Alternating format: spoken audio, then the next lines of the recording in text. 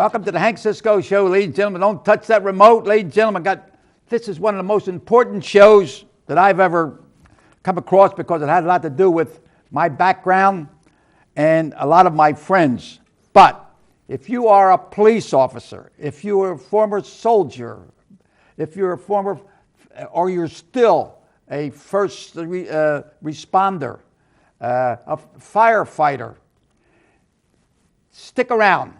And if you're a mother, brother, sister of military, police, firefighters, they better give them a buzz. Tell them this is very important. We're going to talk about the stress, what happens. You know, I'm a former police officer, Norristown and county detective, so I've had some experiences where I had to come on scenes where there was a murder, automobile accident, and it's pretty hard to live to see these things. And then after your tour of duty, you go home and you have your wife, your kids, and you know, it just can't take it out of your mind. And sometimes it stays with you, and it has an effect on your life, and it'll have an effect on your family. So my guest today is coming on with something new to help people that are in this profession or occupation, and they need help and they don't know where to go. And it affects the family, it affects everybody, the community, and the job that they work with. So, without further ado, I want you to meet Dr. Vergese. And you know me on names, I'm pretty hard on names, but Doctor, welcome to the Hank Cisco Show. And then you have something good for policemen, firemen, soldiers, first responders, and anybody that has something to stress. We all remember 9/11. I remember Pearl Harbor Day. I remember when Kennedy died. I remember that it stayed with me when Martin Luther King died. You know, I was a policeman. We got the news with the traffic and stuff. So all these things stay. But I don't remember if I had pasta fazool or spaghetti and meatballs last week. But I do remember that 9/11, you know. So, Doc, tell me how you can help with this clinical trial. Now, it's called PTSD. And I'm not good on pronunciation because I'm half Italian, you know, and all American. So go ahead, hit it. Thank you, Hank. Thank you for having me on the show. And as always, you nailed it right, especially with saying my name. It's not easy. Well, I say Vergese, like the geese that fly, and that's how I remember you. Thank you. Well, we are here to talk about PTSD, or post-traumatic stress disorder. The important part is the trauma. There are different types of, difficult experiences that we go through that get seared into our memories. When we go through a really difficult experience, what happens in the brain is that there's a lot of stress chemicals that are released that fix that memory in the brain, and it's hard to erase it. As you said, simple things like what did I eat last week or what pants I wore on Sunday are easy to forget, and the brain is able to forget it. It's important to forget. But things that especially the police, the military, firefighters, first responders. How about the heart doctors? How about the heart doctor that operates, on the heart? What the stress? Well, for them, it's a regular job, but there are certain things that doctors do well, remember. He expects it. Right. Yeah, okay, all right, okay, yeah, I see what you mean. So something out of the ordinary that, makes you feel a sense of terror, a sense of helplessness, and that there's a fear of immediate death or somebody else's death. That arouses such a strong reaction in the brain that is hard to forget. I also want to add, it's not just people in these dangerous helping professions. There's also the part of domestic violence, where there's a severely abusive spouse or children who get sexually abused in their homes. There's a lot of... Where do you step in on that? Well, where's the help come? Who wants the help, or who needs the help, or nobody requests it, though? Well, they do come and ask for help. Social workers will penetrate there. Correct.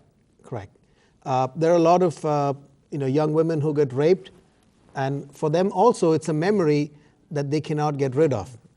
The best way of understanding... Wait, no, stop right there. Now, in other words, she has this memory. It's pretty dramatic.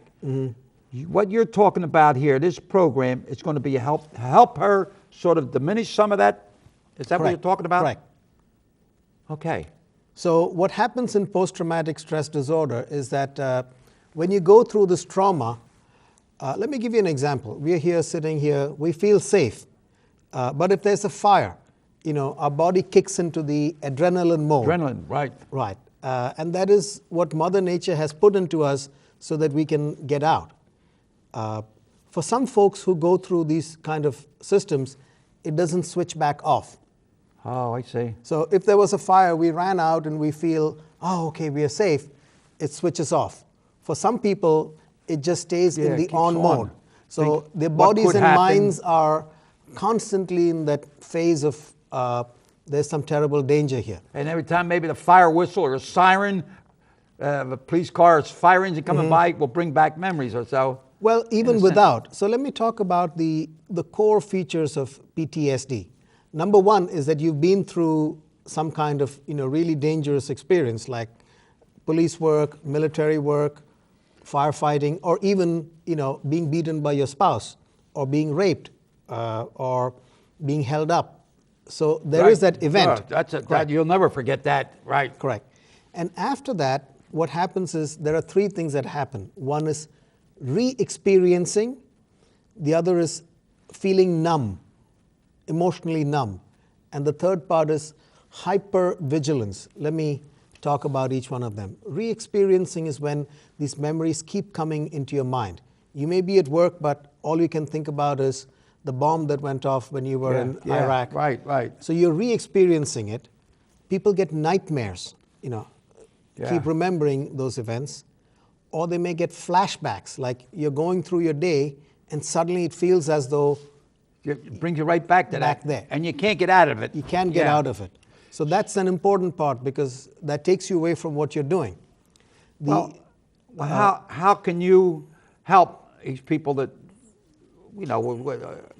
they're patients until you contact them. Right. I'm not patient. They're patients after you get them.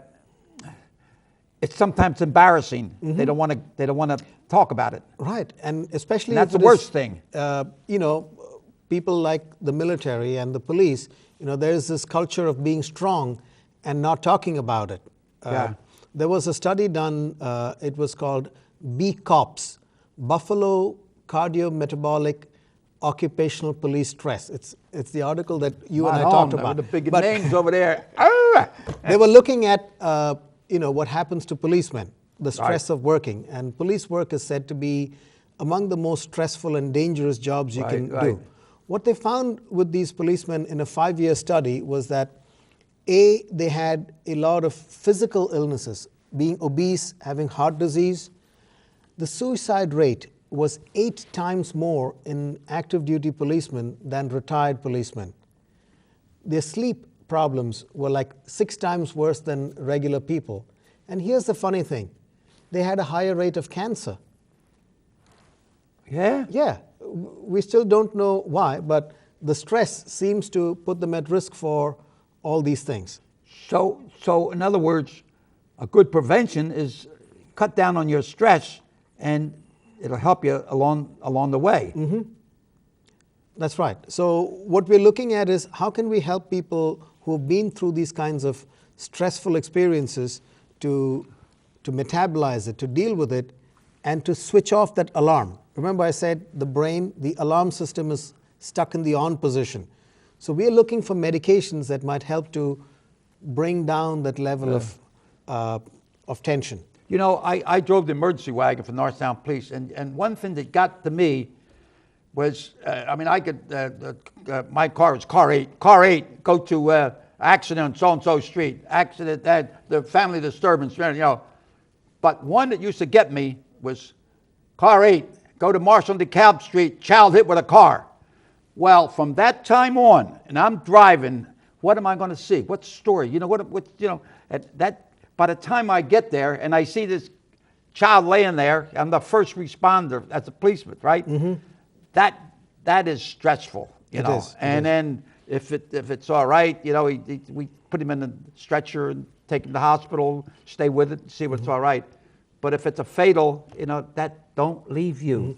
It would stay with you for a long time, right? Right. But then again, another accident or something will diminish it, but still, the certain ones will stay with you. You're know? absolutely right. And that can be an effect if you don't. Now, I can only tell you through my experience, and I'm sure that a lot of police officers, that when sometime I have a problem, instead of trying to talk it out or work it out, they go and get a couple drinks and start making, and that makes it worse. You're absolutely right. I mean, what's the worst thing to do? You get your hip bombed, and then you don't know what you're doing, and you start beating up the first guy you see, and it's usually your wife, and that can be, and that's one of the worst things, and that's where they need help. I remember Frank Rizzo and Commissioner O'Neill. They had the police officers that were high-ranking guys, good guys, but they used to drink because of stress, you know.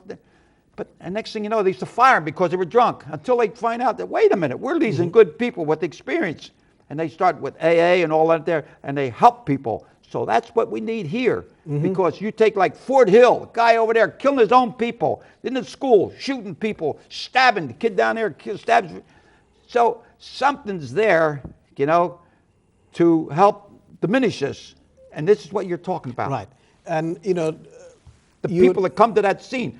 Like the scene with up up around Lancaster when they went in the little schoolroom and killed all them young children in the classroom, where they were Mennonites or so, you know. I mean, they're tragic things with blood all over the place, you know. And once you see that, it's hard to forget. Right. And what some of the things you were talking about, you know, if you go to an accident scene, what happens to a lot of folks after these kinds of events is that they feel emotionally numb. They're not able to connect with their families, with their spouses. Right. And they get into themselves. Right. And of course, then that has an effect on your marriage, your ability to work.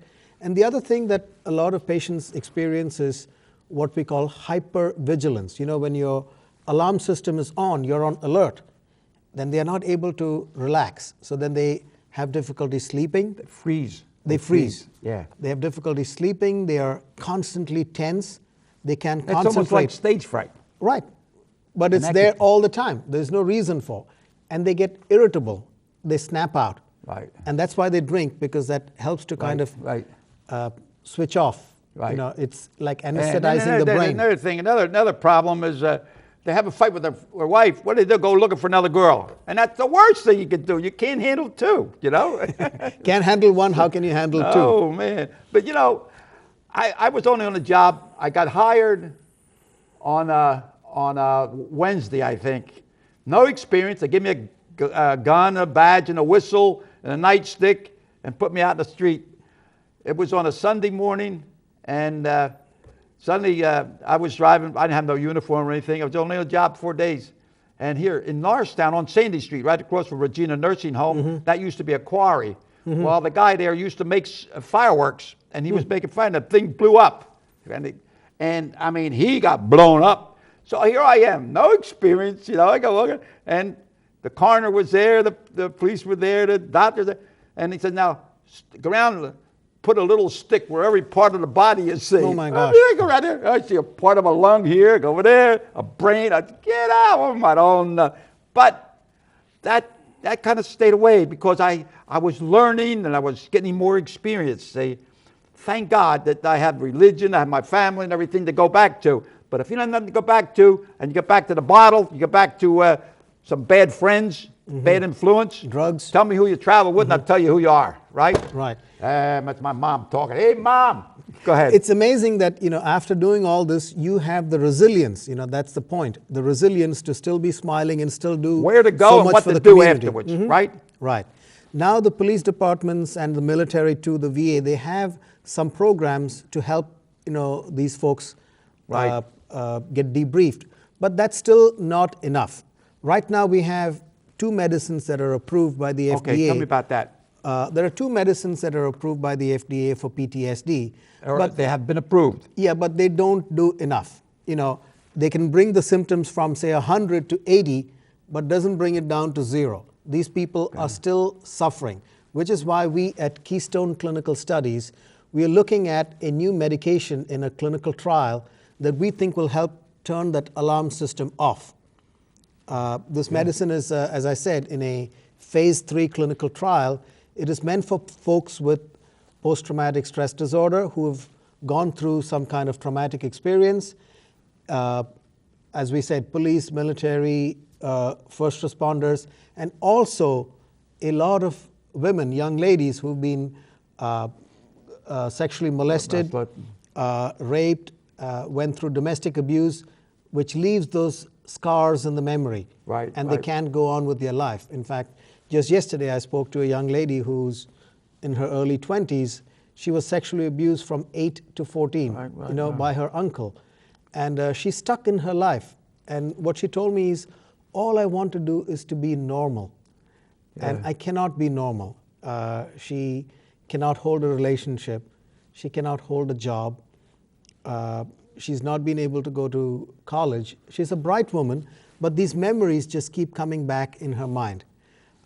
She wakes up with nightmares, and she can actually smell and feel that person next to her. She's afraid of going out of the house because for some unreasonable, irrational fear, she thinks she might run into him again. You talk about smell.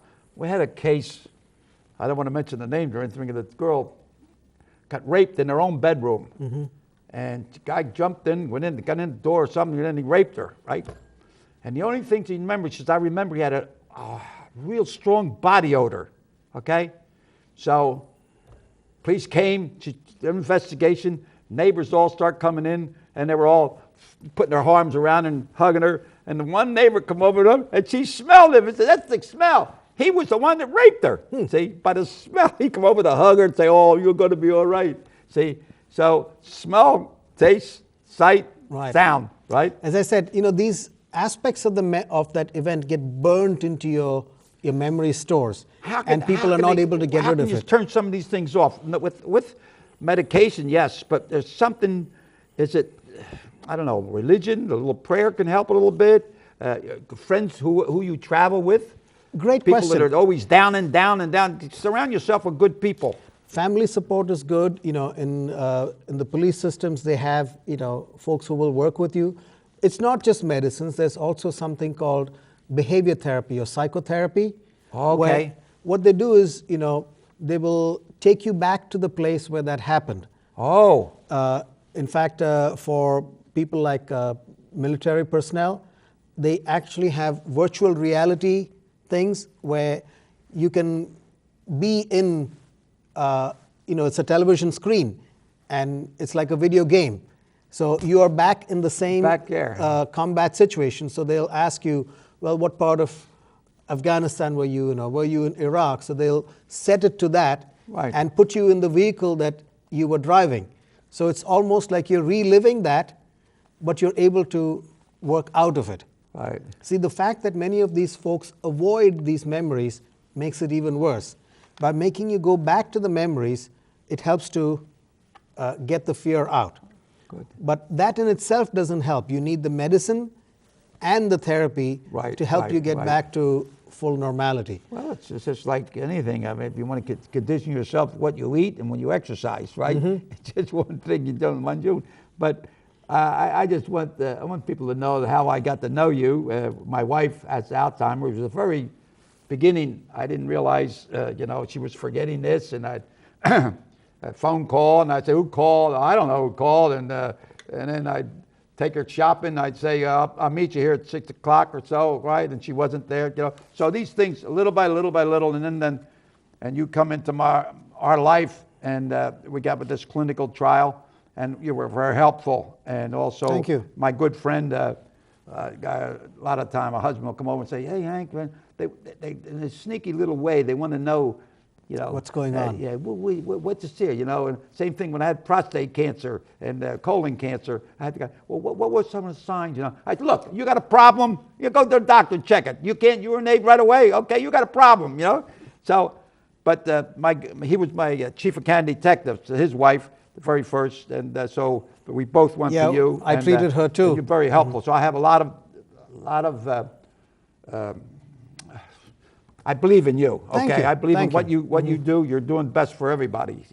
Now, you got to tell me now. Some people want to get in touch with you. Where? Well, hopefully we'll have the crawler at the bottom of the screen. Yeah. We are called Keystone Clinical Studies, and we have a website. It's real small here. Can't see. Hopefully, John will put it at the bottom of the screen. We'll put it on there. Yeah. We are called KeystoneClinicalStudies.com, and we have a That's website. very easy. Right. KeystoneClinicalStudies.com. What would happen is if somebody calls in, we will get some information on the phone. Then they come in for a full medical and psychiatric evaluation. If they meet criteria for the study, we would talk to them about the study. If they don't, we usually give them some advice on where they could find help. Yeah. Because we try to do the best we can to help folks. So You do whatever, right. And the cost is right. Quanta. Well, if people qualify to be in the study, they get study-related medicines, they get blood work and lab work, EKGs, and every time they come to our site as part of the study, they get $50 to cover their travel and transport. So it helps them. Hey, man, let me go. You hear what I said here?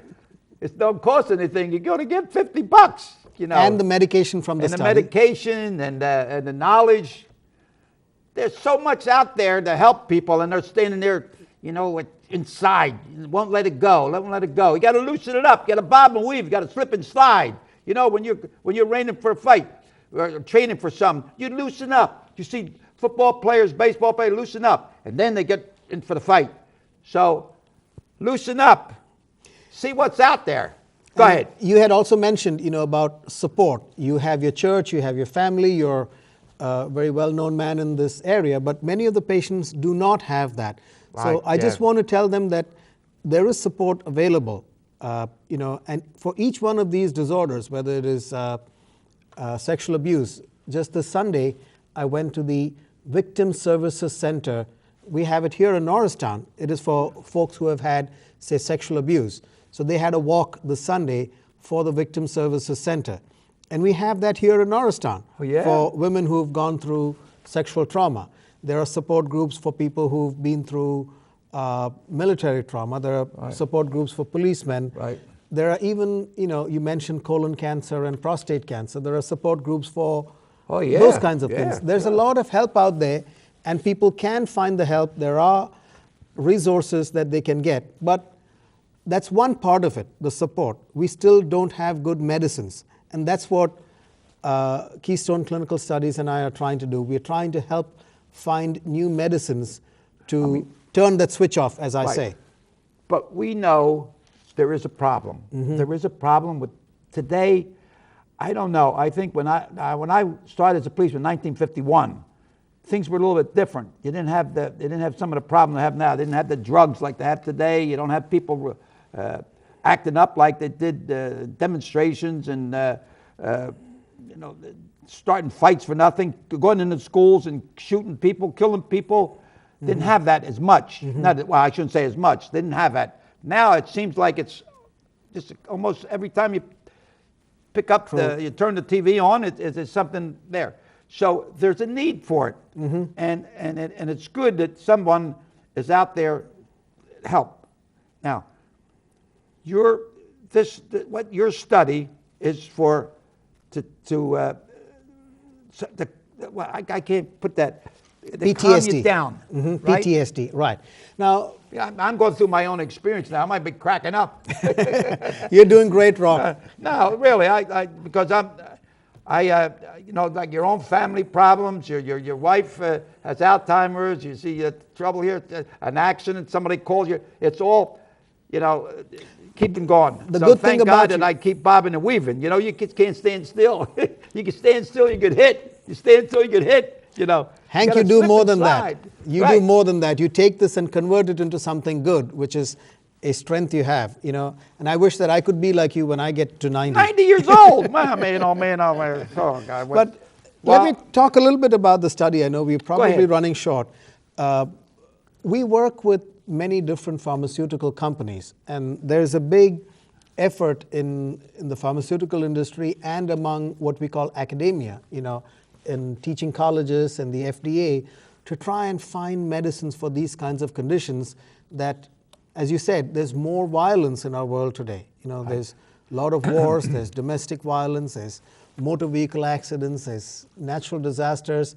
So we are in a more complex society. It's not like when you were riding your little tricycle. Right. It was a simpler society. So we have a more difficult and complex society, and we're trying to find answers for these kinds of illnesses that don't have good answers at this time. Well, I'll tell you how important I feel this program is. So important that I called up the Times-Herald and I asked Stan Husky, the editor, I said, look, I have a program here that's going to be helpful for policemen, firemen, a whole bit. I said, can you send a reporter over? And right now, this studio, we have a reporter sitting out, Oscar Gamble, who's a police reporter. He covers nothing but police throughout Montgomery County. And I think, now, yesterday I interviewed Leslie Richard, the commissioner, and I told her about it. And I says, the district attorney and the county commissioner should be involved in this. They cover everything. And I think that she wants you to get in touch with her, okay? Thank you. So, we only have around 30 seconds left. Tell me, what do you think? Wrap it up. Well, post-traumatic stress disorder is a really difficult illness that a lot of people are suffering from. The current medications don't help. We have a clinical trial at Keystone Clinical Studies for a new medicine that might help not just the people who take part in the study, but if the medicine is good, it could help millions of people after that. Good. And I thank you for your support. Okay, thank you. And so, ladies and gentlemen, thank you very much.